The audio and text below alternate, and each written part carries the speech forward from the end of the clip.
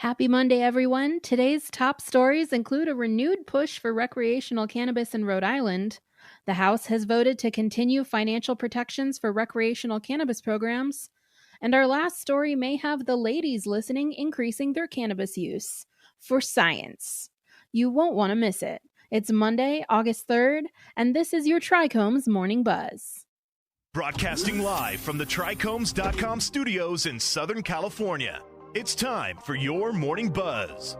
We bring you late-breaking news that keeps you up to date with what's happening in the cannabis industry. First up today, the governor of Rhode Island is renewing her push for adult use legalization. Rhode Island Governor Gina Raimondo will continue trying to legalize adult use cannabis in the state. She sees legal recreational sales as a possible revenue generator, she told Cranston TV station WJAR on Friday morning.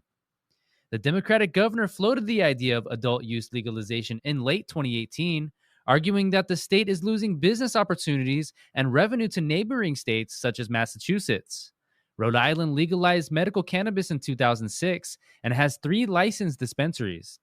Regulators started taking applications for 6 new dispensary licenses earlier this month.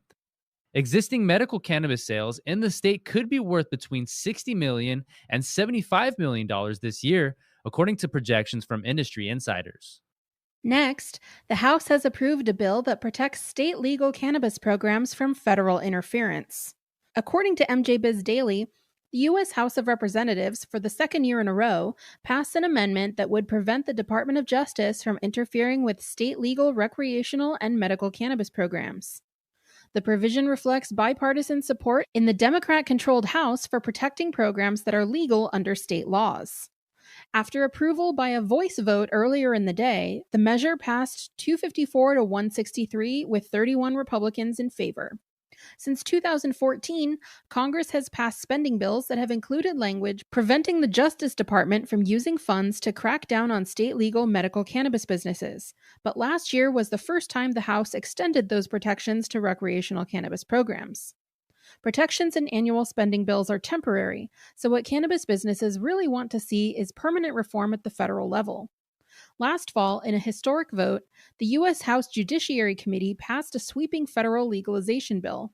The measure, called the MORE Act, would remove cannabis from the Federal Controlled Substances Act. Legalization advocates hope the MORE Act will be considered by the full House later this year. Let's end the day with a new study suggesting women who use cannabis more often have better sex. According to Marijuana Moment, while researchers are still trying to decipher the relationship between cannabis and sex, a growing body of evidence indicates the connection itself is very real. The latest study, which asked women who use cannabis about their sexual experiences, found that more frequent cannabis use was associated with heightened arousal, stronger orgasms, and greater sexual satisfaction in general. To reach their conclusions, the team analyzed online survey results from 452 women who responded to an invitation distributed at a chain of cannabis retail stores. Researchers asked respondents about their cannabis use and had each fill out a female sexual function index survey, a questionnaire designed to assess sexual function over the past 4 weeks. The survey scores 6 specific domains, including desire, arousal, lubrication, orgasm, satisfaction, and pain. To our knowledge, the authors wrote, this study is the first to use a validated questionnaire to assess the association between female sexual function and aspects of cannabis use.